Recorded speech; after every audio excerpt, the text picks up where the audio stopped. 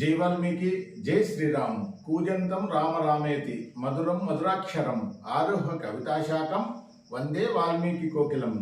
నా పేరు పులి శ్రీనివాసులు. వాల్మీకి సంఘం ఆంధ్రప్రదేశ్ వ్యవస్థాపక అధ్యక్షుడిని. వాల్మీకి సంఘం ఆంధ్రప్రదేశ్ చిత్తూరు జిల్లాలోని పలమనేరు నియోజకవర్గానికి అధ్యక్షునిగా టేకుపల్లి మహేష్ గారిని వాల్మీకి సంఘం ఆంధ్రప్రదేశ్ రాష్ట్ర కోర్ కమిటీ సభ్యులు ఏకగ్రీవంగా ఎన్నుకోవడం జరిగింది. మరి పలమనేరు నియోజకవర్గ అధ్యక్షునిగా ఎన్నుకోబడినటువంటి టెక్కుపల్లి మహేష్ గారికి వాల్మీకి సంఘం ఆంధ్రప్రదేశ్ కుటుంబ సభ్యులందరి తరఫున హృదయపూర్వక శుభాకాంక్షలు తెలియజేసుకుంటున్నాను.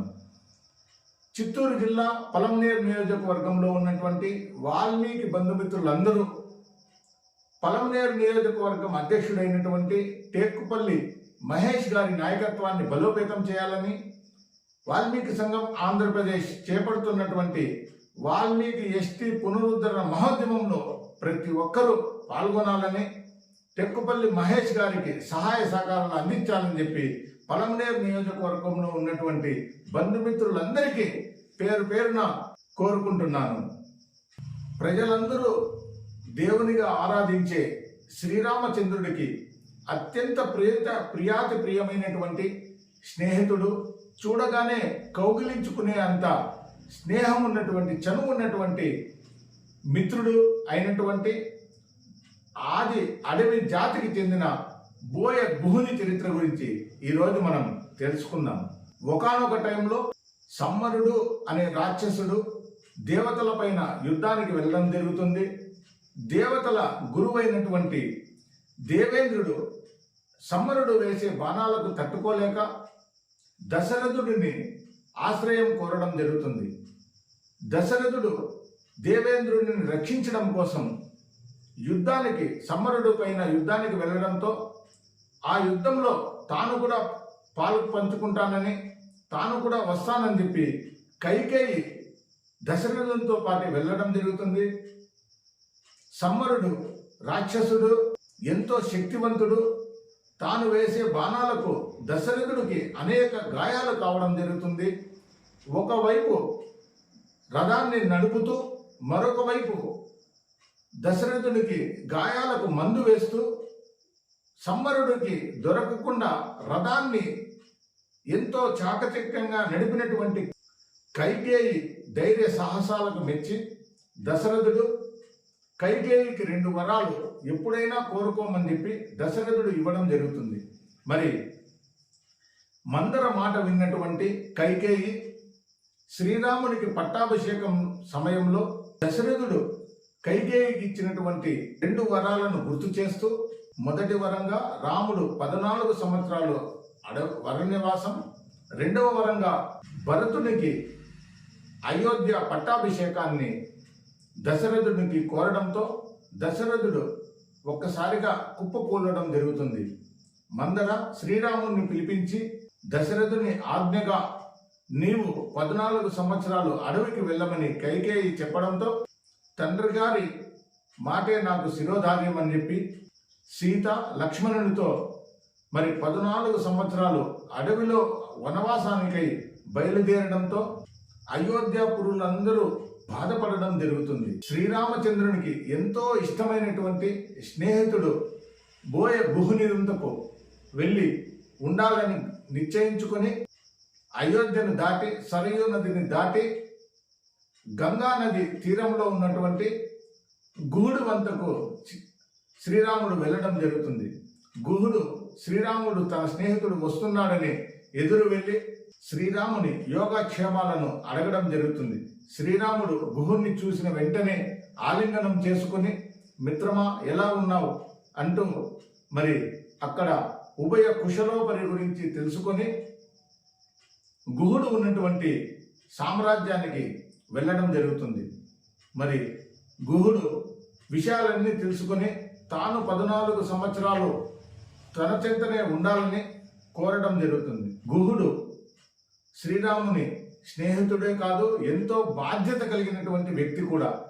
మరి శ్రీరాముడు సీత నిద్రిస్తున్నటువంటి ఆ పర్ణశాల చుట్టూ లక్ష్మణుడు బాణాలతో కాపలా కాస్తూ ఉంటాడు.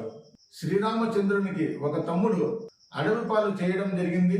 మరి ఇక్కడ ఉన్నటువంటి తమ్ముడు రామునికి ఏమి ప్రాణహాని చేస్తాడో అనే ఉద్దేశంతో రాత్రంతా లక్ష్మణుని వైపు ఒక చెట్టు ఎక్కి లక్ష్మణుని వైపు బాణాన్ని ఎక్కుపెట్టి రాత్రంతా కాపలా కాస్తాడు.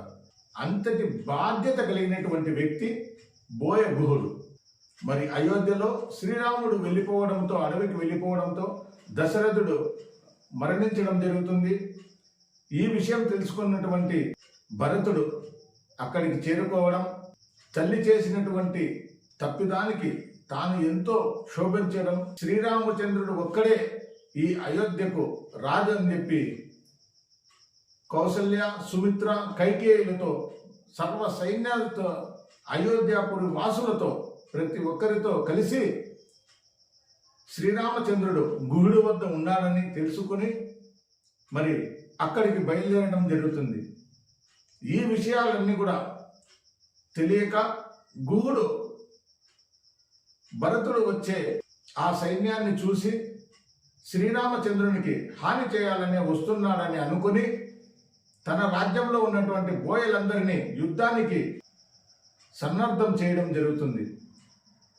ఒక్కొక్క పడవలో 100 మంది బోయ యోధులు ఉండాలని, అలాంటి పడవలు 1,00,000 పడవలు గంగానది తీరం పొడవునకు ఉండాలని, వచ్చినటువంటి భరత శత్రుఘ్నులతో పాటు సర్వ సైన్యాన్ని, అయోధ్యపురు వాసులందరినీ కూడా చంపి శ్రీరామచంద్రునికి తిరిగి పట్టాభిషేకం చేయాలని చెప్పి బోయలందరికీ కూడా, యోధులందరికీ కూడా మరి చెప్పడం జరుగుతుంది. ఈ విషయం తెలుసుకున్నటువంటి శ్రీరాముడు భరతుడు ఇలాంటి తప్పదం ఎప్పుడు చేయడని, సంయమనం పాటించాలని స్నేహితుడైనటువంటి గుహుడికి చెప్పడం జరుగుతుంది.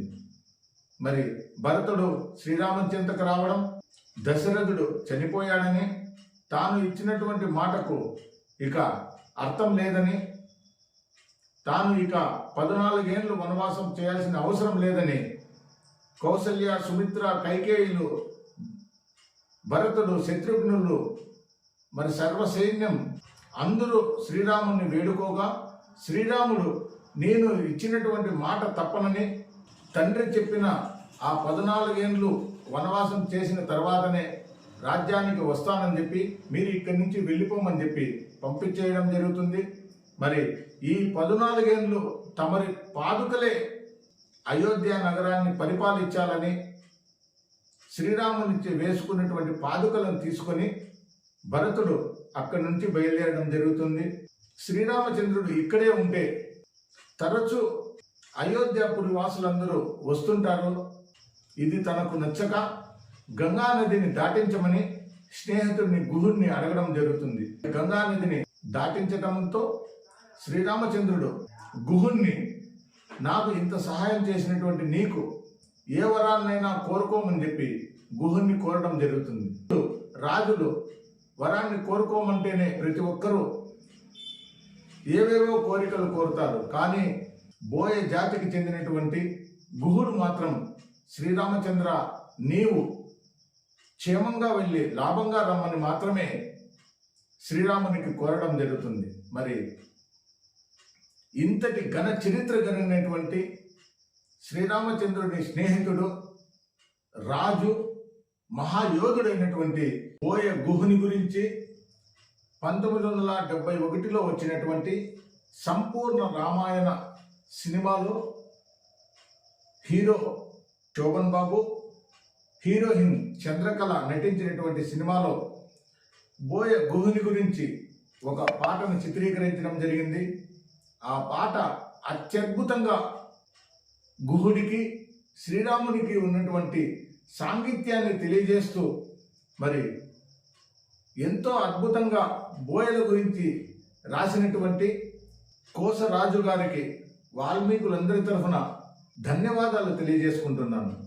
రామయ్య తండ్రి, ఓ రామయ్య తండ్రి, మా నోములన్నీ పండినాయి రామయ్య తండ్రి, మా స్వామి వంటి నువ్వేగా రామయ్య తండ్రి, నీ పాద ధూళి సోకి రాయి ఆడది అయినాదంట, నీ పాదంతో నా నవ్వ ఏమైతాదో తంట అని ఈ విధంగా గుహుడు శ్రీరామునికి సేవలు చేసుకుంటూ ఈ అత్యద్భుతమైనటువంటి సన్నివేశాన్ని గుహుడి గురించి తెలియజేసినటువంటి మరి చిత్రం యూనిట్ అందరికీ, ముఖ్యంగా పాటను రాసినటువంటి కోసరాజు గారికి, ఆ పాటను పాడినటువంటి ఘంటసాల గారికి, వాల్మీకులందరి తరఫున మరొక్కసారి కృతజ్ఞతలు తెలియజేసుకుంటున్నాను. రామయ్య తండ్రి, ఓ రామయ్య తండ్రి, మా నోములన్నీ పండినాయి రామయ్య తండ్రి, మా సామి వంటి నువ్వేలి రామయ్య తండ్రి. రామయ్య తండ్రి, ఓ రామయ్య తండ్రి, మా నోములన్నీ పండినాయి రామయ్య తండ్రి, మా సామి వంటి నువ్వేలి రామయ్య తండ్రి.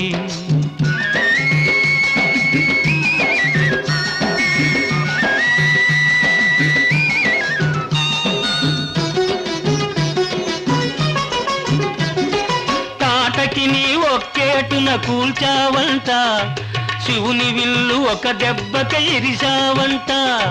తాటకి నీ ఒక్కేటున కూల్చావంట, శివుని విల్లు ఒక దెబ్బక ఇరిశావంట.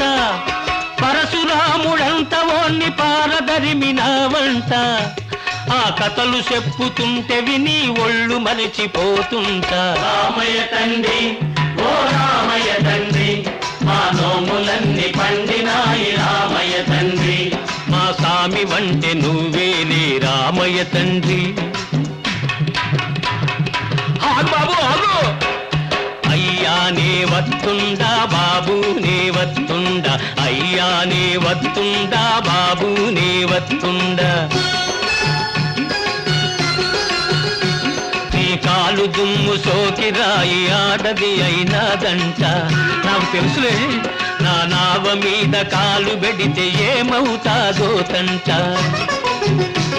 నీ కాలు దుమ్ము సోకిరాయి ఆడది అయినాదంట, నా నావ మీద కాలు పెడితే ఏమవుతాదో తంట.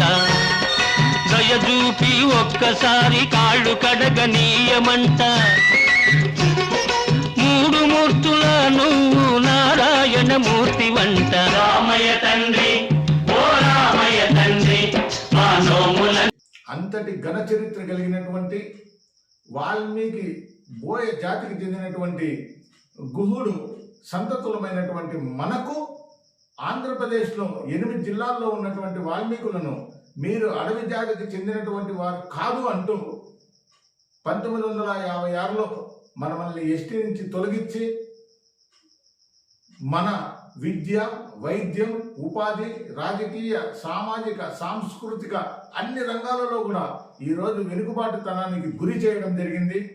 మరి 68 సంవత్సరాలుగా మనం కోల్పోయినటువంటి ఆ ఎస్టీ ఫలాలన్నీ కూడా తిరిగి సాధించడం కోసం, భావితరాల బిడ్డల భవిష్యత్తు కోసం వాల్మీకి సంఘం ఆంధ్రప్రదేశ్ చేపడుతున్నటువంటి వాల్మీకి ఎస్టీ పునరుద్ధరణ మహోద్యమంలో ఆంధ్రప్రదేశ్లో ఉన్నటువంటి వాల్మీకులందరూ కూడా తమ వంతు సహాయ సహకారాలు అందివ్వాలని ఈ స్క్రీన్ పైన స్క్రోల్ అవుతున్నటువంటి నెంబర్కి ప్రతి ఒక్కరూ ఫోన్ చేసి వాల్మీకి ఎస్టీ పునరుద్ధరణ మహోద్యమంలో ప్రతి ఒక్కరూ పాలు పంచుకోవాలని చెప్పి కోరుకుంటూ, మరి చిత్తూరు జిల్లాలో ఉన్నటువంటి పలమనేరు నియోజకవర్గ అధ్యక్షుడైనటువంటి టేకుపల్లి మహేష్ గారి నాయకత్వాన్ని బలోపేతం చేయాలని, వాల్మీకులందరూ మరి మహేష్ గారికి అండదండలు అందించాలని చెప్పి ప్రతి ఒక్క పలమనేరు వాల్మీకి బంధుమిత్రులందరినీ పేరు పేరున కోరుకుంటున్నాను. నేను మీ శ్రీనివాసులు, వాల్మీకి సంఘం ఆంధ్రప్రదేశ్ రాష్ట్ర అధ్యక్షుడిని. జై వాల్మీకి, జై గుహుడు, జై శ్రీరామ్.